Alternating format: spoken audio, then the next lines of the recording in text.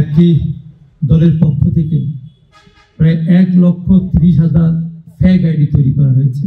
যে আমরা প্রযুক্তির বিপক্ষে নই, আমরা প্রযুক্তির পক্ষে, আমরা প্রযুক্তিকে ভয় পাই না। ইতিমধ্যেই আমরা বিভিন্ন যোগাযোগ মাধ্যম, সামাজিক যোগাযোগ মাধ্যম থেকে জানতে পেরেছি ইতিমধ্যে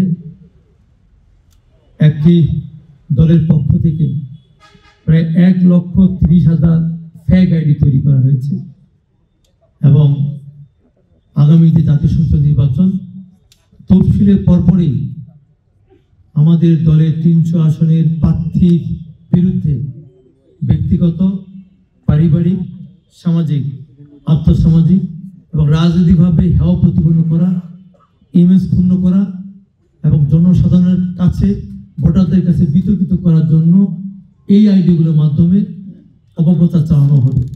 সেই ক্ষেত্রে পদ্মা সেতু, মেট্রো রেল এবং এলিভেটেড এক্সপ্রেসওয়ে নির্মাণের গর্বিত অংশীদার বসুন্ধরা সিমেন্ট। এই আইন, এই যে একটি প্রযুক্তি যার মধ্য দিয়ে একটি মানুষকে অনেক কিছু করা সম্ভব, এমন জায়গায় চলে গেছে জীবিতকে মৃত, মৃতকে জীবিত করা সম্ভব। সেই আশঙ্কা থেকেই আজকে আমরা এই এক কমিটি বৈঠকের আয়োজন করেছি, যার মধ্য দিয়ে আমরা এইখানে যে সুশীল সমাজ আছে, বিভিন্ন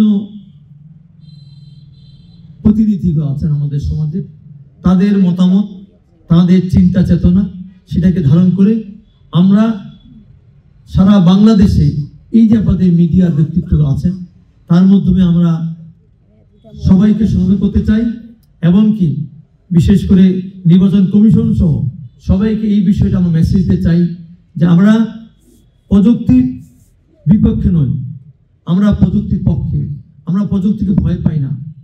আমরা চাই যে দায়িত্ব নিয়ে সে প্রযুক্তি ব্যবহার করা হোক।